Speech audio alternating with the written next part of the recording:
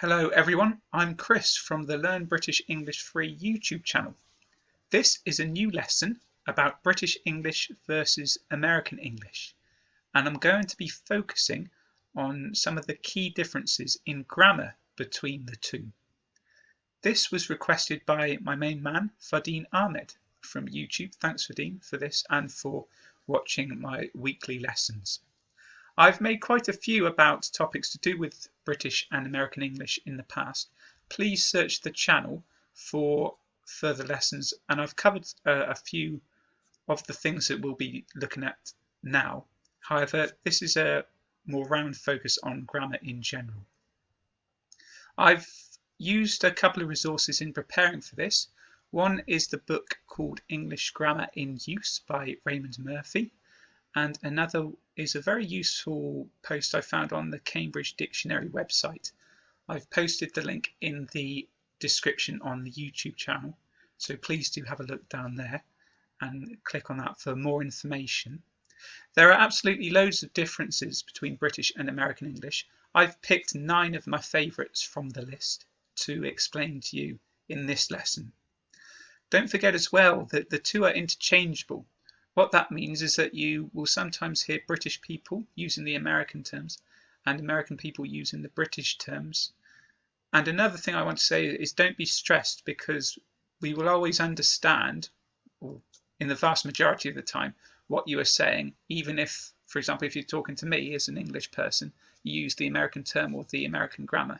I'm still going to understand you, so it's no biggie, but it does really help you to sound a bit more natural in the UK or in the US, wherever you happen to be.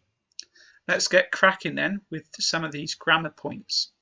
The first one is to do with tenses, and when we're talking about things that we've done very recently. As a British person, I will almost always use the present perfect tense to describe things that I've done in the last few minutes or something like that. And I've got a couple of examples. Remember, we very often use just with this to emphasize that it's happened very recently, just now. If I'm British, I'd be saying I've just come back from work, or I've done the washing up. And Americans, I understand, will often say I just came back from work, I did the dishes, using the past simple rather than the present perfect. If there are any suggestions from our American friends watching this, I'd be happy to take comments, but this is my understanding of the differences between how British people and American people speak. Second then, we're talking about collocations. British people use the verb have for things like have a bath, have a shower, have a break, have a holiday. Americans use similar expressions but use the verb take instead of have. Take a bath, take a shower, take a break, take a holiday. Again, on verbs and tenses for number 3, British people will use will to describe a lot of future events, but also shall. For example, I will be late this evening, or we might say I shall be late this evening. American people don't normally use shall at all. I understand they will only use will. Another thing is asking questions. British people will use shall again. Shall I take this for you? If we talk about questions, then Americans will normally use should. Should I take this for you? So if you hear someone say shall, then they're probably going to be British, not American.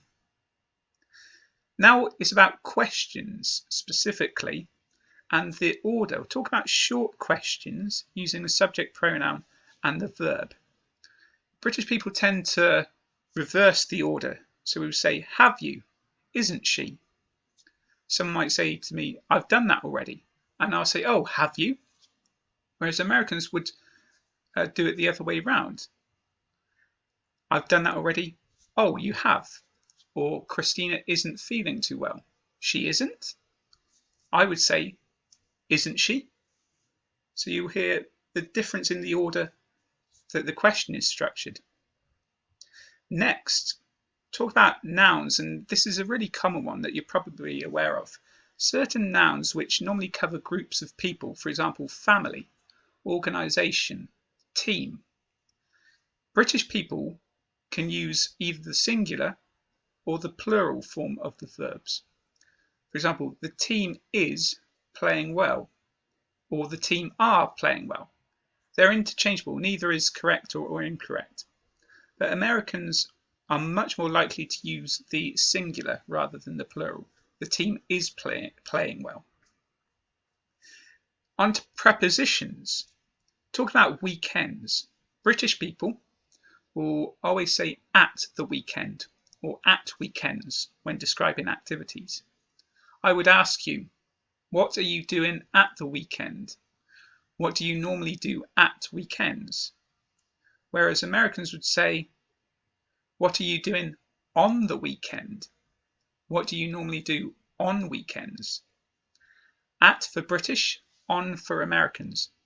And I have to say that as a British person, if I hear someone say on the weekend or on weekends, that sounds very strange to me. So you're much more likely to hear British people say at the weekend or at weekends. Again, with prepositions, talk about describing things which are different from or to each other. So British people will use from or to after different. That's different from what you said yesterday, or that's different to what you said yesterday. They're interchangeable, you can use either. Americans also use different from, that's different from what you said yesterday. And then they also use than, so not to, but than. That's different than what you said yesterday. Let's talk about verbs again and the past participles, the spelling of them. In British English, you can spell certain verbs, the past participles of them, with either an ed ending or a t. Examples of these selections of verbs are burnt and dreamt, ed or a t at the end. Americans only use the spelling with ed at the end, not a t, so they use burned and dreamed. And the last one from me is a phrasal verb usage of get on. You might have noticed from previous lessons I really love get as a word.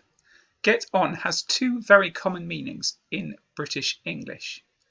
The first example I wanted to tell you about was it describes the progress that someone is having. How are you getting on in your new job? I'll tell you how I'm getting on in my new job. That means how it's going. It's going well. I'm enjoying it. Getting on. The other one is describing the status of a relationship and how that's going. Are you getting on with your new flatmate? Do you like them? Are they friendly? That kind of thing. Americans apparently do not use get on for either of those things. But for talking about relationships, the second one, they might use get along instead. So are you getting along with your new housemate? That concludes my list of my 9 top tips for British English versus American English grammar. I hope that was helpful. Please do remember there are loads more of these and you can read more about them in English Grammar in Use by Raymond Murphy and the website on the Cambridge Dictionary site, which I've posted in the description to this lesson. Thank you very much for your time. This was by me, Chris, for the Learn British English Free YouTube channel. You can join me and subscribe. Check out the videos that are already on there. I'll be posting more in the future, of course. Please do subscribe and check them out and invite others if you want to. We're also on Facebook, the British English page. It's called Learn British English. And we have an English language group.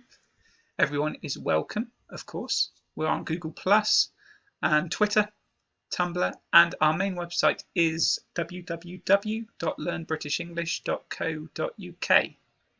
You can find all the links to these free websites in the YouTube description, along with the notes, the examples from this lesson about British English versus American English grammar. Cheers for now then, and I will see you next time. Goodbye.